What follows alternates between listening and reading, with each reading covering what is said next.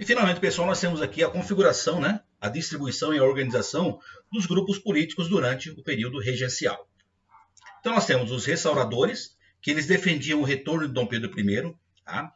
Eles, por mais que o imperador tivesse partido, eles, né, tinham essa tendência mais centralizadora, queriam que o imperador voltasse, né, a assumir o poder, beleza? Era adeptos da economia liberal, do livre comércio, e eram geralmente militares e comerciantes portugueses. Eram grupos, pessoal, que tinham sido muito bem beneficiados durante o período da gestão do imperador Pedro I. Tudo bem? Então nós temos também os moderados, tá? Os moderados, eles também pertenciam àquele grupo que defendia a restrição da participação política, ou seja, a política não deve ser para todos, segundo os moderados, tá? Somente os ricos poderiam participar da política. O voto seria baseado na renda, ou seja, o voto censitário, tá? Eles eram da elite ruralista, tá? Defendiam a escravatura e defendiam a monarquia, tá certo? Então eram os grandes fazendeiros que também tinham esse lucro, né, assegurado, conquistado com as políticas centralizadoras, tá, e restritivas de Pedro I, tudo bem? E também nós tínhamos também os exaltados. Esses eram contrários. Eles já defendiam que deveria haver uma ampla participação política, todos deveriam participar, certo? Eles eram adeptos também da industrialização, né?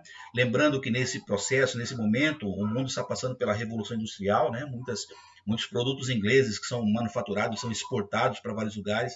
Então essa noção de modernidade, essa noção de algo novo, algo que evolui, né, será defendida por esses grupos dos exaltados, tá? Eles defendem a autonomia política dos estados, tá? Das províncias, né, que hoje são os estados, tá? Eles defendiam que a economia deveria ser voltada para a população em geral, tá? E eles representavam as camadas médias urbanas, tá? As pessoas que viviam nas cidades aí. Elas eram representadas pelos exaltados. Então eram três esses grupos, eram três integrantes, né? Eram esses três grupos políticos que se degladiavam, né, durante esse período aí, no período regencial, beleza? Vamos lá. Em perspectiva, né? Hoje nós olhando o passado, né, tentando analisar a importância daquele momento na história política do Brasil, nós percebemos o seguinte: foi um período de grandes revoltas populares, grandes revoltas regionais, nós veremos ainda mais adiante, tá? Porém, criaram-se importantes instituições para a preservação do que eles entendiam ser a ordem, né? No caso, a Guarda Nacional, a que visava a manutenção da ordem pública, tá? Então, e essa Guarda Nacional, ao longo da nossa história, ela vai ter também uma importância muito forte, né? Vai ter uma influência muito forte na nossa história, tá? Nós vamos estudar um pouco sobre essa Guarda Nacional, tá? Outro aspecto importante, pessoal, foi a criação de leis, tá? Que reorganizaram as disputas políticas regionais. Ou seja, criaram-se as câmaras das assembleias legislativas regionais. O que nós temos hoje como deputado estadual, Assembleia Legislativa Estadual, deriva das decisões que foram tomadas nesse período, tá? E essas decisões, pessoal, foi muito importante para contemplar os interesses daqueles grupos políticos que eles desejavam mais autonomia e liberdade em relação ao poder central, tá? Então foi uma decisão importante para conter, né, minimizar um pouco as tentativas de revoltas durante o período, tá? Outro aspecto importante também, pessoal, foi em relação à nossa estrutura jurídica, tá? Foi durante esse período que foi criado o Código do Processo Criminal, tá? Que já existia, mas ele foi um desenvolvimento maior do antigo código que havia sido estabelecido durante o Império de Pedro I, tá? A gestão de Pedro I, tá? Ele organizou as atribuições dos agentes de justiça, tá?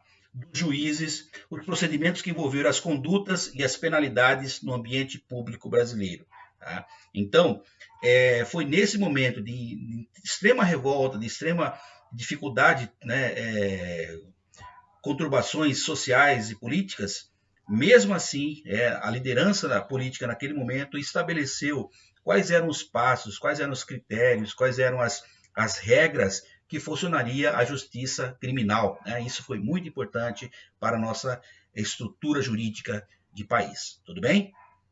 E lançou também as bases da Organização Federalista do Brasil, com o ato adicional de 1834, ou seja, a organização futura do que temos hoje como os estados da federação. Beleza, pessoal? Então hoje nós temos o nosso país aí, todo ele organizado em estados, né? Com as suas constituições, com as suas assembleias, com as suas regras, né? Então é um país único, né? Com o mesmo idioma, a mesma língua, em muitos aspectos praticamente a mesma lei, tá? Então, durante esse período, essas leis que foram criadas, elas foram fundamentais, né? Foram muito importantes para se manter, né, a organização do território brasileiro, da organização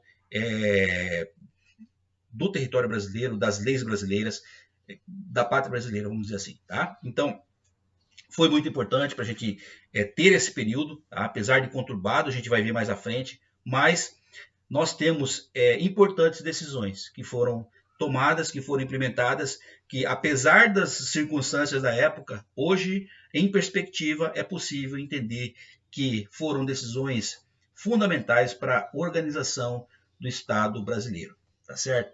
Então, a gente termina por esse momento aqui. Nas próximas aulas, a gente vai estar trabalhando sobre as revoltas regenciais, tá? A gente vai ver com mais detalhes o desenrolar dessas políticas aí nas províncias brasileiras. Tudo bem? Vamos lá.